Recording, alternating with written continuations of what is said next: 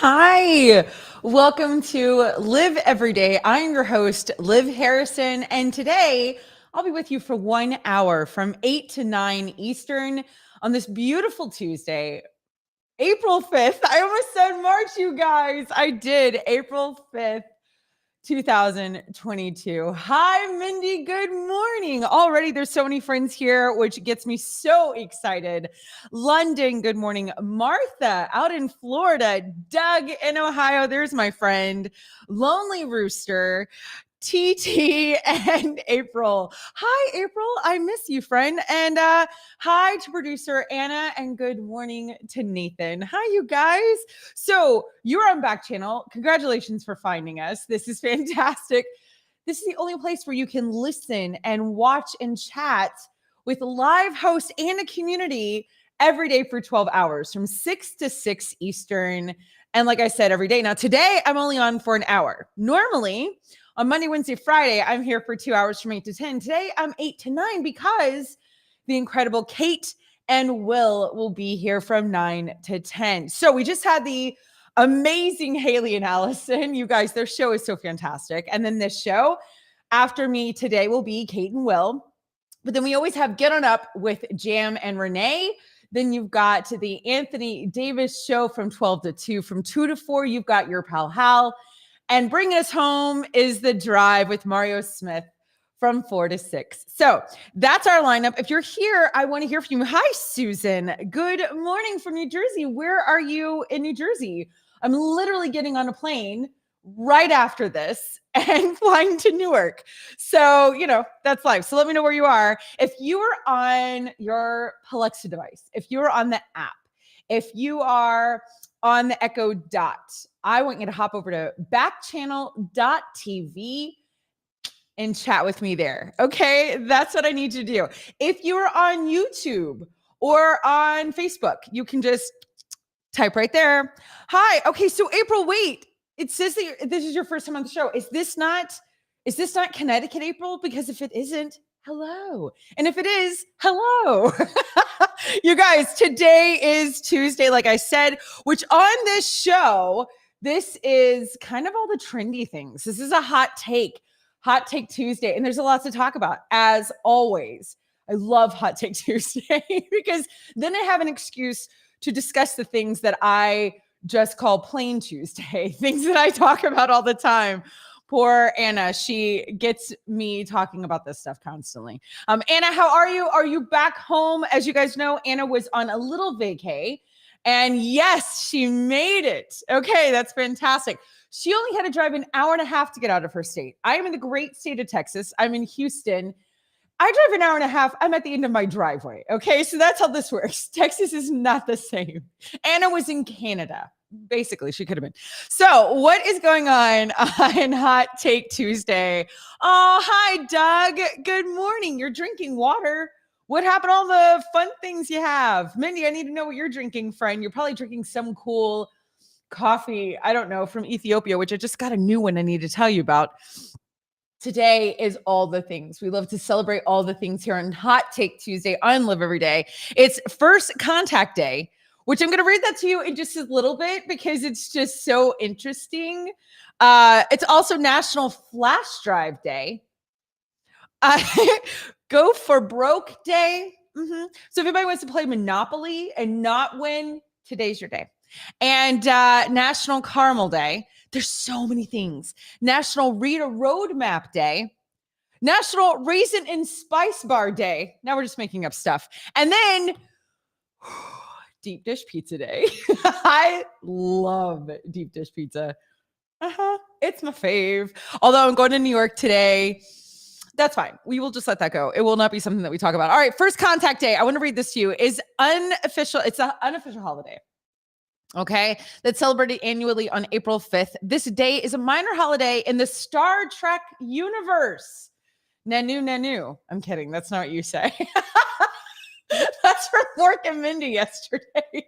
Oh, good. Mindy's on a walk with Pluto. Oh, good. I'm so happy to hear that. Okay, so this celebrates the day in which the Vulcans first made contact with Earth, as portrayed in Star Trek First Contact and Star Trek Voyager episode entitled homestead. Okay, guys? In the Star Trek universe, the first celebration of this day didn't occur until 2378. So we are ahead of it, or approximately 315 years after first contact. Yes, live long and prosper. Wait, okay, hold on. I can do this. Live long, live long and prosper. I did Nanu because yesterday we were talking about Mork and Mindy. So anyway, I love it. I love all the things. And so hello to all the Trekkies out there. I got lots of friends in our group watching Star Trek. It is not as deep as my love for Star Wars. I will just say that. Anna says that she's only 4 hours away from Niagara Falls. Ohio is a weird state. I do have to say this. I've never been to Niagara Falls. I only have Toronto left in Newfoundland, but I have Toronto, Niagara Falls. That's it for Canada. I've done all the rest of Canada. I'm obsessed with Canada. Lucy, hi. Good morning. First time watcher. So I'm going to have my coffee with you guys. Anna says, speaking of Star Wars, Lego Star Wars, the Skywalker Saga is out today. I'm so behind on... Okay, I'm so scared of this craft. I am so behind on all the Star Wars things. I mean, listen, I love what they've done, but I need some time. I am not ready for all the Star Wars. I also one day want to have a conversation when Peter's here, our friend Peter in Grass Puddle, about Hayden Christensen. Anna, you're also very behind on all the Marvel stuff. The new Moon Knight series is insane. Oh, I really am. She said pre-ordered it weeks ago. I've been really into film lately, like actual like movies and other things. And so I am not a good zennial right now. I need to get my little act together. Doug is saying, good morning, producer. So that's you, Anna. Nathan says, who declares these days? I don't know. It's insane. Like we have 45 things today. If we were to really celebrate this stuff, first of all, you would weigh 700 pounds. I was close at one point. But for real. And second of all, National like flash drive day. What does that mean? Grass puddle, hi. Yeah, it's just crazy. Okay, wait, what are you saying, Doug? I gotta know, were there any canines? What are you saying? Like as in dogs? Tell me what you mean, friend. Lucy, you can talk to me through your device, by the way, and we shall get going because here's the thing. It's Hot Take Tuesday. I still don't want to move on from the Oscars. Maybe I'm immature, or maybe I just really loved college. I'm just saying, like, there's so much that I still have left to say. I have so many questions. And then we have all the Grammy stuff. But I feel like that can't be our Hot Take Tuesday. Just like I'd love for it to be all Kanye all the time. I find that fascinating, but that's not what we're going to do today. Anna is going to make today's Hot Take Tuesday spectacular. I believe in her. It's not going to have anything to do with awards show or Kanye. So I'll have nothing to talk about. It'll be absolutely magnificent. And is going to tell us all about all the Star Wars things. And actually, I want to pause and ask everybody that. Do you keep up with the Star Wars universe, with the Marvel universe, with the Star Trek universe? Grass Puddle, Nathan, Mindy, who else is here? Teresa, hi, good morning, Teresa. Lucy, Doug, Susan, TT, London. Is that your jam? Do you really get excited and get into the series? Do you watch the films in order? Do you have rules about which films to watch, which order of the series to watch? You know what I mean? Like, do you have opinions about this? That's what I need to know. Nathan says, hot take, the fall is so much better than the spring. Is that C? Who wrote that? And it says split on that. Haven't watched What If or Hawkeye for MCU. Can I just say, when I see MCU, I literally think of Monsters University. Like, I think of Monsters Inc. That is not it. That is so my Disney self. Also, not caught up on the animated Star Wars stuff, which apparently I need to be. I'm struggling to do animation. ever since the pandemic, I really, really struggle with animation. What is that about? I wonder if it has something to do with it's not 3D. It's not real. I love animation. Obviously, I go to Disney every 5 minutes of my life. But for whatever reason, I can't get into animation since the pandemic, except for Bluey. I can do Bluey. Bluey is 7 minutes long. 9, hi, out in Pennsylvania. So good to see you. Okay, so Doug says, I'm not a Star Wars fan. I don't care about that. Okay, got it. Okay, so not a Star Wars fan. Mindy says, I will show up for it, but I can't make a grand sweeping commentary. I'm an enthusiastic viewer, but I don't anticipate follow countdown. That's fair. Nathan says it's hard to get excited because too much Marvel and Star Wars. Grass Puddle says, Liv, movies aren't real either. I mean, with real human beings, hello. And I know who played Thanos. Okay. So, Elise, hi, good morning. Oh, friend, I'm going to cry. I miss you, Elise. We need to have some girl time. I miss you so much with me. 9, do you want to go out and eat with me? I love that you're asking me. This is fantastic. Depends on where you are in Pennsylvania. I mean, if it's Amish, you want to go get some Amish food? Yes. Let's say yes. Anna, unless you're about to tell me you know Josh Brolin too. No. Oh, I don't know Thanos. No, I don't. Wait, Anna, who do I know? Rowan? Who do I know? Ronan. And I just said Rowan. Uh-huh. Uh-huh. I know Ronan. Mm-hmm. No, I don't know Thanos. Elise, yes, please. You guys, it's such a Tuesday. Here's the thing. Tomorrow, I will be coming to you guys live from my hotel in New York City. I will be in New York City for the next how long? 5 nights? Susan, hi. Good morning, sweet. So good to see you. So I'll be in the city. So I'll be doing all sorts of things there. And I'll also be hopping into Connecticut for a bit. But I think that's about it. Not too much. And I'll let you guys know as I go along. But so today's my last day here in Houston. And then I hop on a plane. So Nathan is saying Harry Potter is more exciting because it is much less available. I mean, that's an interesting concept. I think what I really find fascinating about Star Wars is that I didn't know that people liked Hayden Christensen. I think Anna and I have talked about this because I'm 75 years older than her. And in my generation, back in the day, we were not fans. And now this entire new generation is, and I have so many things to say. I really do. But my all-time favorite Star Wars film, which if anybody wants to share, is Rogue One. I think it's a masterpiece. I absolutely love that film. Of course I do. It is so fantastic. As Anna just said, Rogue One is in a league of its own.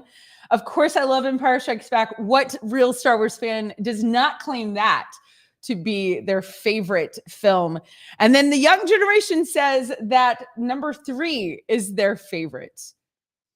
I gotta go. My son, who's 19, we both love the second one.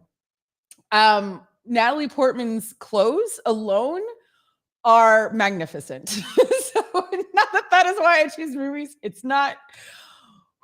But I love that one. Okay, so you guys, today was Star Trek Day, and I decided to talk about Star Wars. Grasspuddle, I gotta know where you're at on this, though. You haven't told me anything. Are you into Star Wars? Are you into all the cartoons, all the series, all the stuff? I mean, I really love everybody who's taken over and decided to make all the things. Where are you at on that? Are you a Trekkie? Are you both? You can be both. Okay, so you guys, while we wait for Grasspuddle to let us know Rogue One is meh. Did you really just write that? Wait, what? Okay, you can't deny the third because it was on the higher ground. Nathan said. Anna said, "Gonna ban put grass pedal in YouTube timeout." I can't breathe right now. Susan, I enjoyed all the Star Trek movies. Yeah, no, listen, Star Trek is fantastic. And I really got into Star Trek, The Next Generation. Loved that show. I really did. But I am really behind Marvel. I'm much more Star Trek is the best Trek.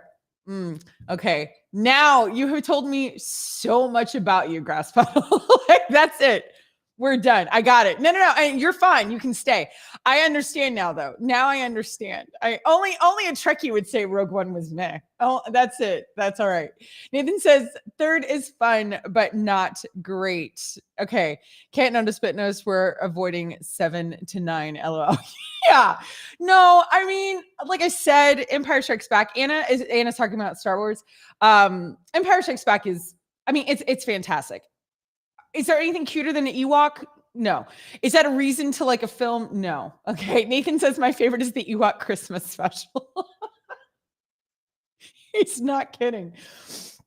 I think we watch the Ewok Christmas special every year for sure. That's because we met when we were 9. Okay. So you guys, let's play a game first. We got to get off of this conversation before Grass Pedal never comes back again. We are going to play our favorite around these parts. Yay or nay? Rich people trends from the 2000s. Okay. Rich people trends from the 2000s. Davey, hi. Welcome from Texas. Where in Texas are you? Friend, go to backchannel.tv and you can chat with me there. Let's see what. First 2 Star Wars were good, but the rest are just different levels of bad. Grasspole, do you mean like with the Hayden Christensen first 2, or are you talking about the original in the 70s? Because I don't know how big of a fan you are in this whole situation. So you're gonna have to be specific. Yes, my little puppy is an Ewok. That is true, Nathan. And Susan says Star Wars was good, but the concept is disturbing. Oh, really? We're going to have one big day to talk about all the things. All right. Number 1 out of 32 rich people home designs and decor from the early 2000s that are extremely outdated now. Number 1 is first and foremost, any McMansion. Hi, Charles Stanley out in Indiana. Hello. Good morning. 9, you got to give me more information.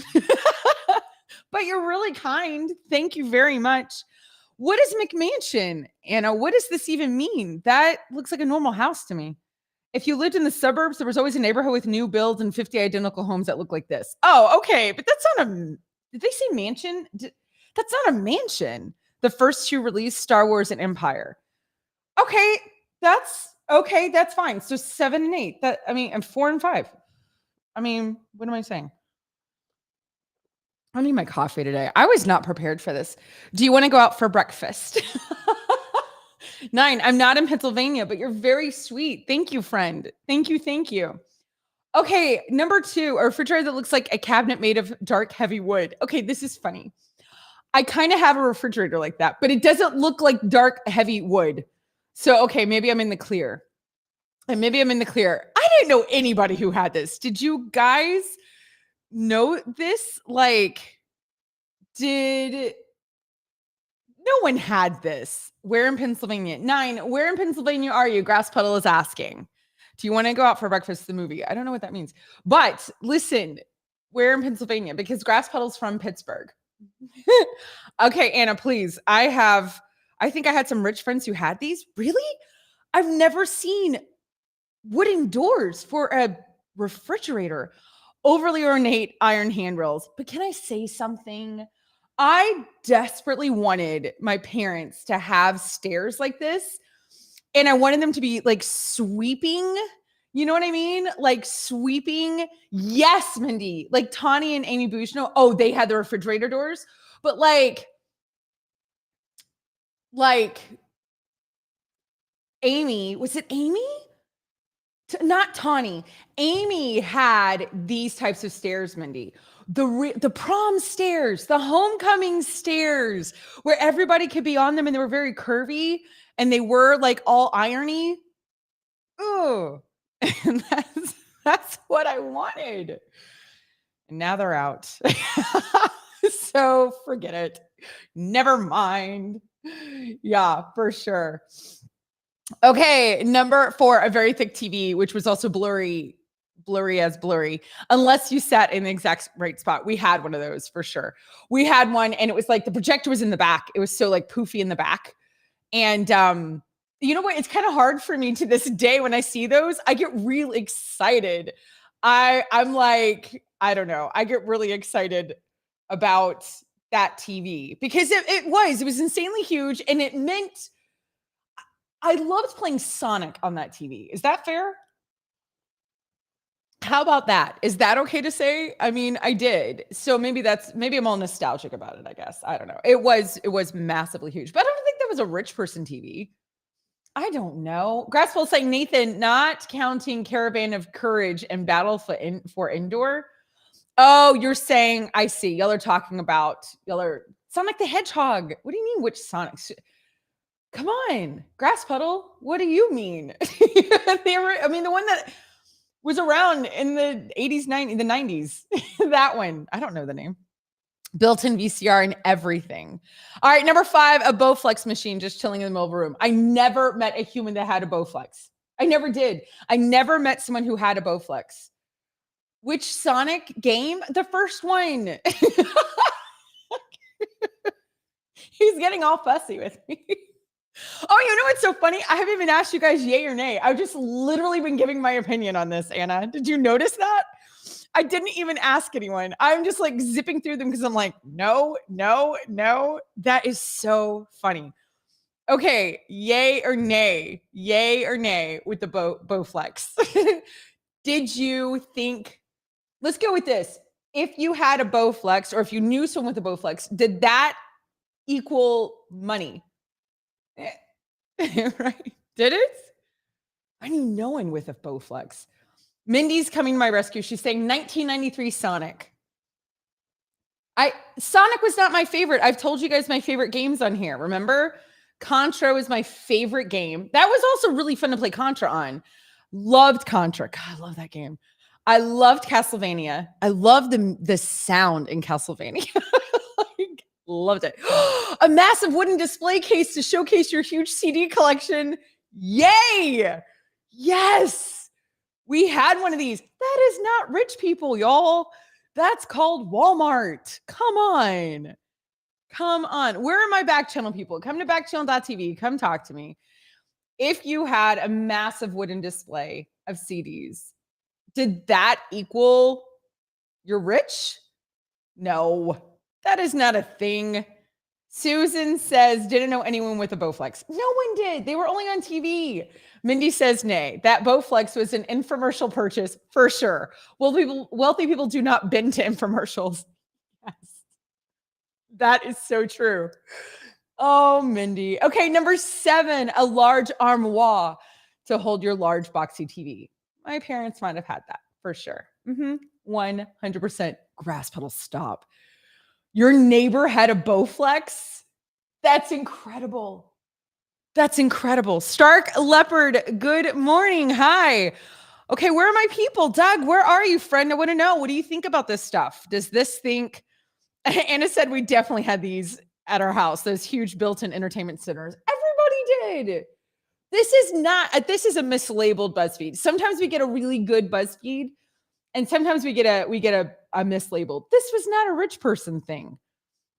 We've already seen the chunky TV. Keep going, Anna. They're just making up stuff. Number 9, an extremely large home computer desk that took up half a room.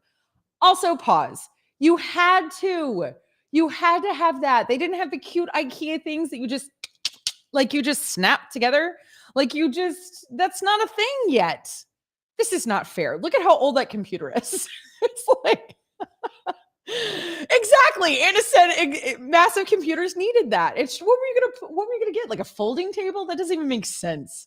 Grass Puddle says should be retired to stuff we had in the 90s. I agree. This is not rich people stuff. This is called, if you grew up in the 90s, you had this. That's what this is. This is normal. A very large stereo system no one but your parents were allowed to touch. Again, Mindy said so many components. I just don't think this is rich people stuff. Susan said, obviously, I was very poor, and so were all my friends. But I didn't know anybody with a Bowflex, Susan. That's what I'm saying. I didn't know anybody with a refrigerator with a wooden door. You know what I mean? I think a lot of this stuff, what happened in the 90s was technology exploded, right? Think about that. It just absolutely exploded and everything got bigger. It wasn't, we didn't understand. We didn't have flat screen TVs. We didn't have little tiny whatever. Like it was those big TVs, big desks, big computers, big stereo systems. Everything was just that we hadn't gotten there yet. Laser disc, those were huge. Now we have MP3. You know what I mean? I don't know. Anna says, I think we need a new computer. I mean, a new article. Yeah. I just feel like this was more of the times. I didn't know anybody with any of these except for the stereo system. Yeah. I mean, obsolete ostrich. Hello. Listening out in Tennessee, first time. Good morning. All right. Well, sometimes they work and sometimes they don't. Rebecca said, so far we only had the stereo. Okay, I did have the CD thing. I did have that. I did.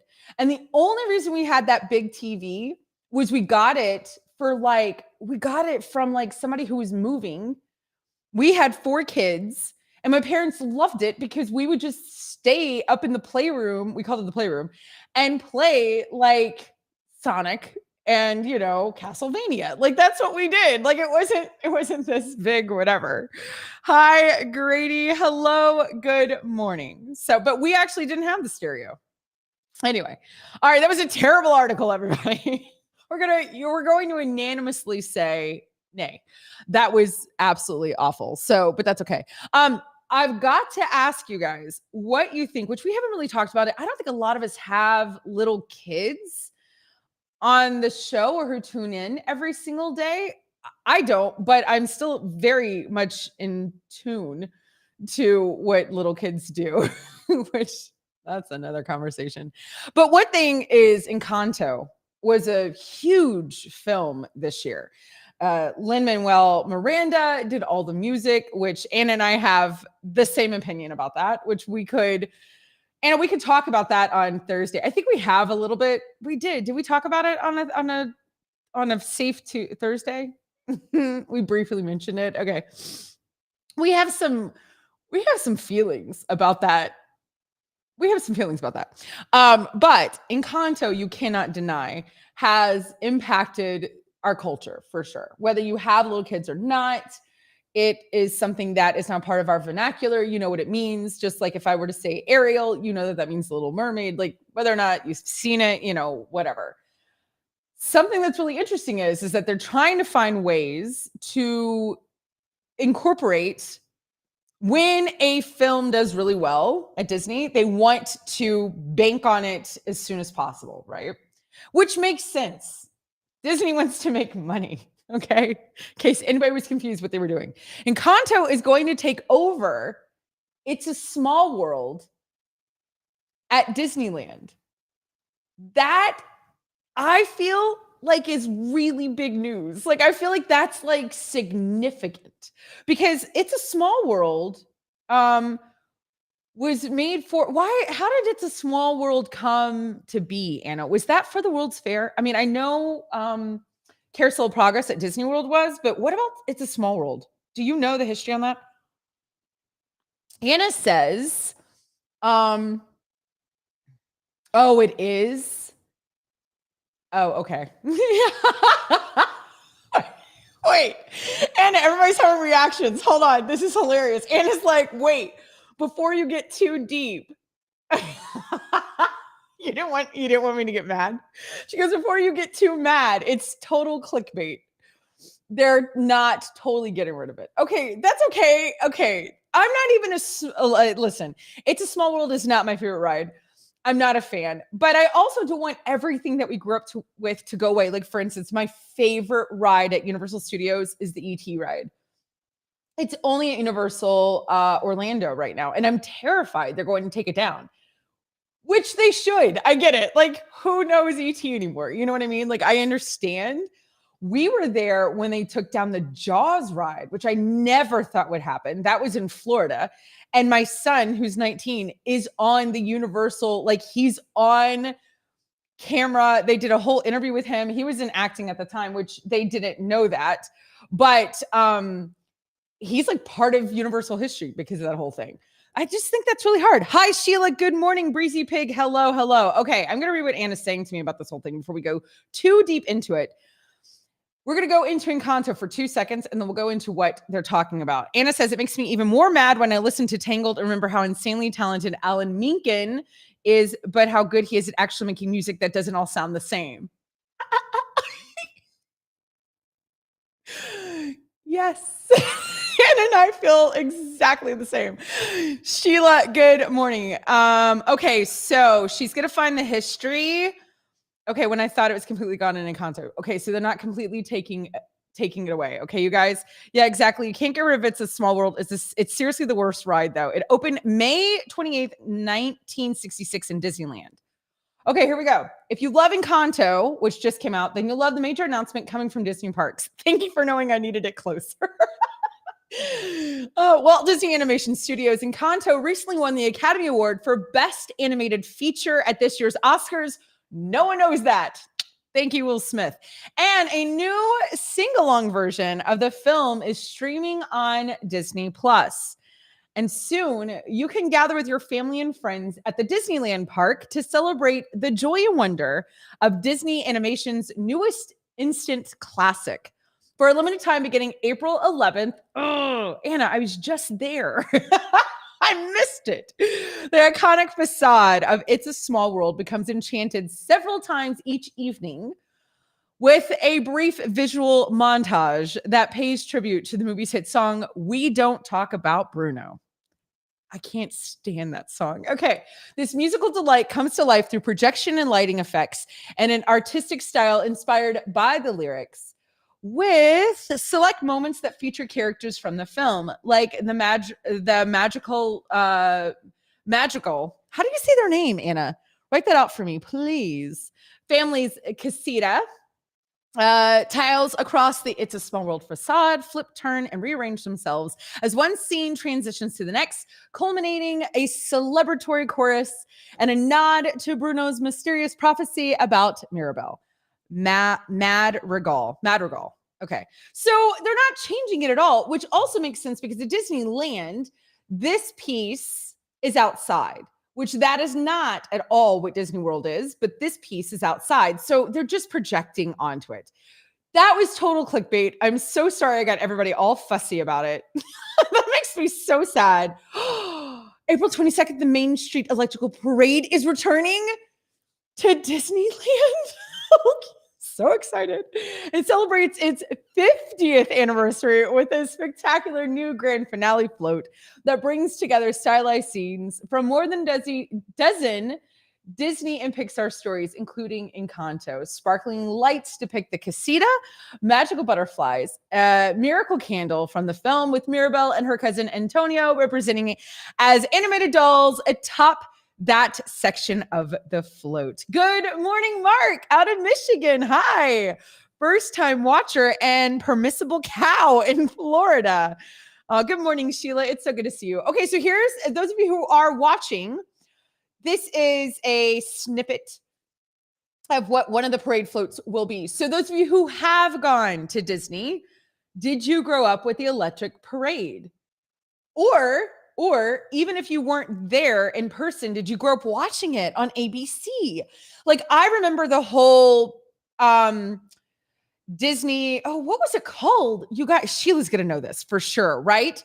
The Wonderful World of Disney. Is that what it was called on Sunday nights? And they would show a classic Disney film. Who remembers what I'm discussing? Like, who knows what I'm talking about? And they would also do the parades from Disney. They would show those. And they would show the electric parade. They would do things like that. So even if you didn't go to the parks growing up, there's a lot of us who grew up with this on our television sets, not the big ones, just the normal ones. Bashful Dove, hi, good morning, out in New Jersey. Yeah, Grassfall says, yeah, there's been no ET remake. I am so terrified they're going to take that ride down at Universal. I am absolutely terrified for sure. Yeah. So we'll see. Anna says, I remember when they used to send VHS tapes trying to get you to go on a Disney World vacation. You're not wrong. Disney would, I don't know if you guys know this, but you could write back in the day to Disney. They would send you a tape giving you like a tour of their theme parks. Then they moved to CDs, obviously, or DVDs. And now they have it on Disney, like all the time. There's always like the new hit star for Disney is like, oh, like, oh, I'm walking around, Encanto, and you're like, why is she here? And she's had a TV show for 3 seconds. They do that a lot. And then when you actually go to Disney, that's all that plays on the television, which is really dumb because you're at Disney. Why is a 12-year-old taking you around Disney World on your television? Anyway, Mindy says, yes, I have 1,000 blurry flashbulb photos that I took with my own film camera with the old flashes that were combustible of the electric light parade. Combustible. Whatever. It's fine. Yeah, I loved the electric light parade. I can still hear the sounds I can hear the music like in my ear for sure. So there you go. That's a hot take. That's a hot take. And some people might still be real like purist when it comes to Disney and say, leave that alone. Do not touch. It's a small world. In my opinion, and I'm a crazy Disney fan, I don't think people care about It's a Small World. Like, I don't want them to change it. Not just to Encanto. Like, I think that would be ridiculous. But on the outside, I don't care what they do. That's absolutely fine. So, I think this is interesting. I want to read about Guardians of the Galaxy for sure, Anna. I was just in Disneyland, which I didn't really talk about. But one of the things that I did there was I hadn't been in Disneyland in forever, like in so long. Cece, hi. Welcome, friend. Oh, okay. All right. That's fine. Anna, you're the boss. You do whatever you aye, Captain. Welcome, CC out in Wisconsin. So glad you are new and watching. Guardians is short. Okay, whatever you want. Let's do it quick. Okay, you got it. Anna's telling me what to do. She's like, da, da, da, da. All right. Disneyland redid Tower of Terror, and it is now Guardians of the Galaxy ride, and it is fantastic. It is spectacular. Now, Disney World is getting a huge Guardians of the Galaxy situation, okay? Not just the Tower of Terror drop. And I know, Grasspell is saying Anna doing her best for sure. Susan said, I've been to Disneyland in California and Disney World in Florida, saw the parade at both. Last visit was 85. See? Susan, that's great because that's what's so great about it. I think that's what's so beautiful about Disney is they keep so much from those of us who went when we were young. And then if you do decide to go back, it's so nostalgic and you're like, oh my gosh, like you just freak out. Fun fact, every single time I see Mickey Mouse, every single time I cry. For sure. Tad, hi, out in California. Good morning, first-time watcher. So great you're here. So here we go. Creating the colorful worlds of Guardians of the Galaxy movies can't be an easy task for the crew involved with all sorts of different creatures and characters to bring to life. In fact, Guardians of the Galaxy Volume 3 just broke a world record previously held by the 2000s movies, The Grinch, for the most makeup applied in a single production. With the diverse characters of Gamora, Drax, Nebula, and Mantis, it's not surprising that the team behind the MCU comedy movies make their way through a lot of makeup. Production on Guardians of the Galaxy Volume 3 is almost at an end, it seems, and the work being done by the crew has recently been recognized as record-breaking. The movie's director, James Gunn, took to Twitter to share the news and congratulate and thank the team around him for their achievement. The record had been in place for over 20 years. Thanks to the phenomenal makeup work on the family movie The Grinch, starring Jim Carrey as the titular grumpy green beast. Yay. Look at that. So that's exciting for sure. You know what I mean? I know. I can't. I'm going to read that one paragraph, Anna. Guardians of the Galaxy Volume 3 is the third and quite possibly the last film in the Guardians series, with Gunn himself calling the upcoming movie a wrap up for the team. Oh, that breaks my heart. But okay, so some of the characters will continue into Marvel's Phase 4. If you don't know this, Marvel is doing things in phases. And so this will be, the characters will continue into Marvel's Phase 4. We'll have to read about that one day, Anna.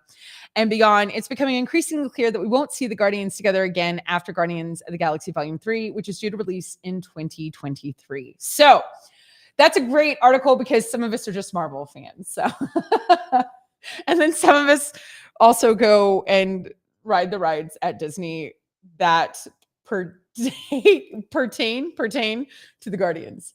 No more Groot. I know, but we'll see, Susan, what they do. You got to give it to the Marvel folks. They are crazy creative when it comes to looping everybody into the universe. You know what I mean? The way that they have weaved those storylines and threaded everybody together, it is brilliant and gorgeous. Hi, Stacy. Good morning. Okay, Anna wants us to read one more thing about cookies, because this is kind of a thing I got to ask everybody growing up. This has got to be something we've all got to discuss. When I was little, my mom would not let me have cookie dough, right? Because I was going to get salmonella, everything. Like any disease lived in cookie dough. You know what I mean? I still to this day, if something touches a counter, I freak out. Well, that's a little strong. I will clean it. Okay. I'm not going to whatever.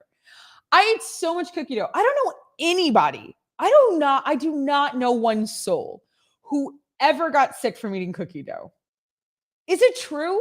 Because here's what's interesting. I always heard it was because of the eggs, that you're going to get sick from cookie dough because of raw eggs. And then they changed it. And then they came out and said, actually, it has to do with the raw flour. It's so frustrating. I'm like, so you can't eat any of it? And now they produce raw cookie dough. Have you guys seen this? In the refrigerated section, like the little Pillsbury Doughboy and Nestle and whatever. And it says you can eat this raw. So I don't know if they heat the flour. I don't know what they do. Anna, what do you think? I think I ate way more brownie batter than cookie dough. Yes. So good. Yellow cake mix batter. I can't. I get a little, I'm going to need a room. It is like my favorite. Wow. Very real. I don't know anyone who's gotten sick. I don't either. I don't know anybody who ever got sick from eating raw cookie dough. I know people who got sick eating ramen, romaine lettuce. You know what I mean? I know people who got sick from eating salads in a bag, but I don't know anybody who got sick from cookie dough like our parents told us. Or that when you swallow gum, it stays in your body for 7 years. I feel like there's just a list of things these people told us. Yeah, you can buy it in little containers like pints of ice cream, the raw cookie dough. But Anna, you can now buy it in the bacon break. You know what I mean? Charles, hi, out in Pennsylvania. Hello, good morning. Where in Pennsylvania, friend? Where are you? Let me know. You can go to your machine, to your Echo, and say, Echo, say Pittsburgh. Echo, say Philadelphia. That's all I know about Pennsylvania. That's it. Stacy says you could get E. coli by eating cookie dough. Yes, I think so. I don't know. Okay, so Grasspel says not eggs, flour, but you only have to treat the flour. Have we not discussed this before? No, we haven't discussed this before. I know. What is going on in Pennsylvania today? Grasspuddle is out in not Pennsylvania, and all his people are here. They're all the neighborhood showed up. I love it. It's so cute. In fairness, our parents didn't have resources to check their facts. I guess, but I mean, it wasn't just our parents. I learned, we were told in science, because we would did y'all ever make cookies in science so you could do chemistry and stuff? And it was a creative way. I was a teacher for one time in my life a million years ago. And I made homemade butter with my kids. I made homemade, glue? What was that stuff called? And it was the cornstarch and the glue. Mindy, do you remember what that stuff was called? I don't know. I made that with my kids. I was a kindergarten teacher. I made cookies with my kids. Oh my gosh. And I had to tell them, don't eat it. And I'd have to go bake them when they were at recess. Anyway. Anna says homemade butter jars with the marbles that you have to shake for a year. For sure. We made that for sure.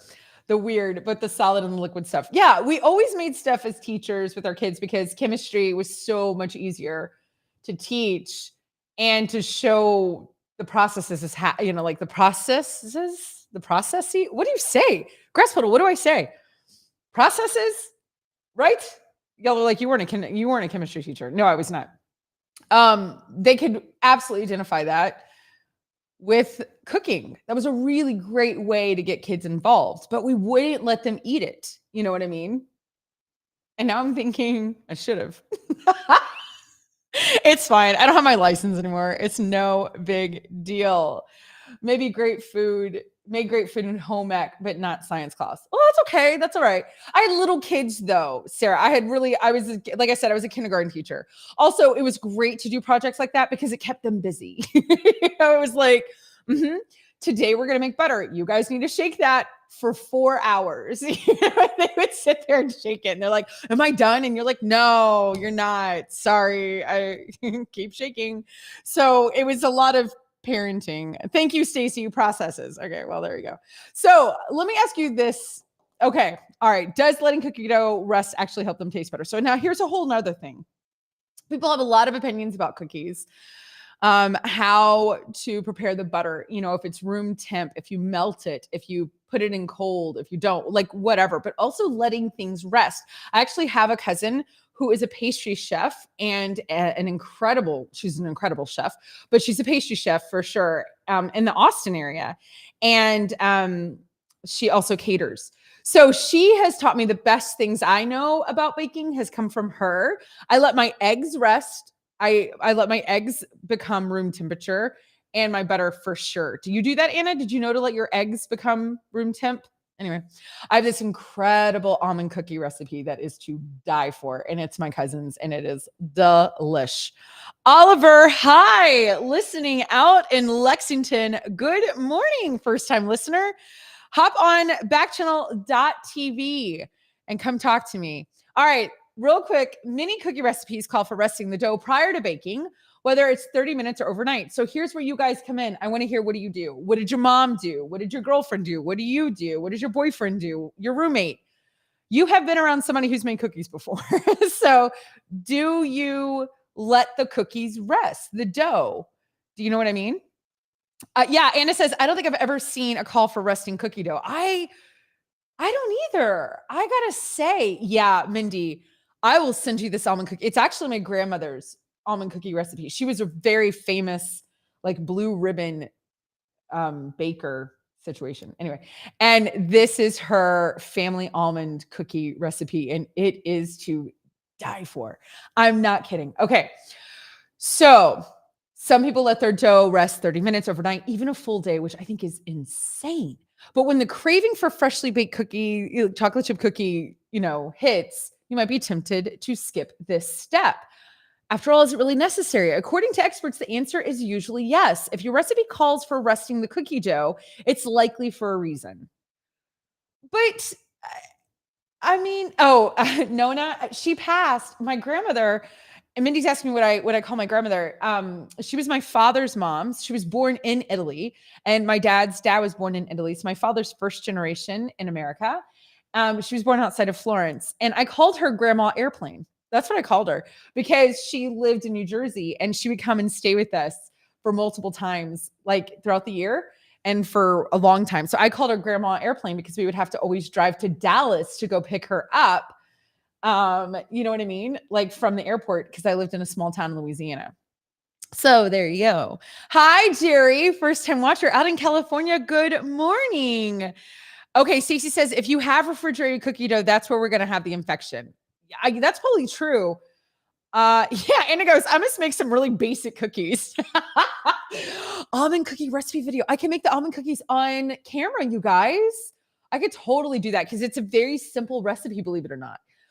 What do you mean, Grass Puddle, you're not a big cookie fan? Like what? Like all cookies? Like you don't like any of them? I don't understand. Yeah, Mindy's like, GP, how can you not like cookies? For sure.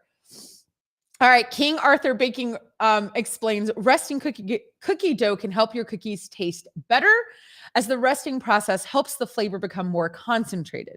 As the dough chills in the fridge, it loses excess moisture. This in turn concentrates the remaining ingredients, yielding a more flavorful end product. Martha Stewart added that a cookie dough ages.